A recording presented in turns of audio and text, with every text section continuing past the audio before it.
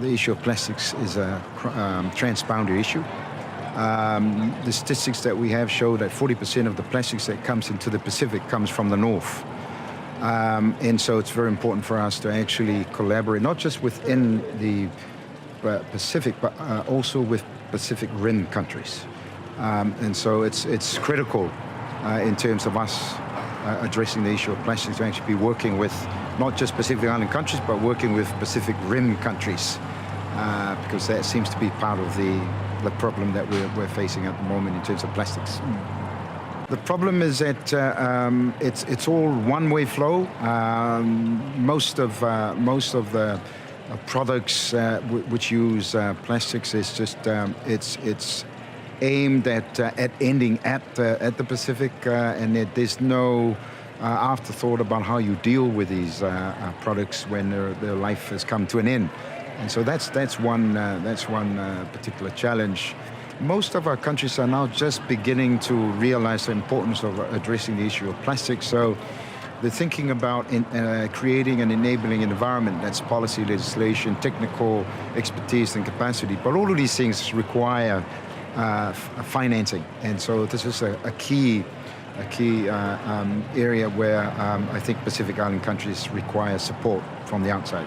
We need to look at the source. And if the source of that problem is coming from somewhere else, we actually need to collaborate with that someone else. And as I said, most of the products, the exports that come to the Pacific are intended not to return. And so we need to be working with industry, we need to be working with the private sector, companies that are actually producing these products, so that we start influencing the process where we can actually say to them, we would like for you to start using materials that can be regenerated rather than materials that cannot be regenerated. That's one way of influencing the process, but definitely requires us working together with industry, because I think industry is a key to coming up with the solution as well.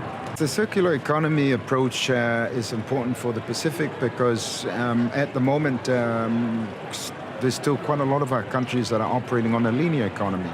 And so there needs to be, in my perspective, first of all, a change in mindset. There has to be a paradigm shift in the thinking of people, because you can have all the great solutions that you might come up with, but if people's minds are not changed, then you're going to be struggling. And so there needs to be a paradigm shift in terms of why do we need this and why is it so important? And some people may not be aware of it. And so we need to actually, as part of the solution, there's a need to raise awareness and educating our people, and I think that's a good starting point. There are many other things that we can do to address that issue, but I think that the change in mindset and a paradigm shift in our thinking is the first place that we need to start with.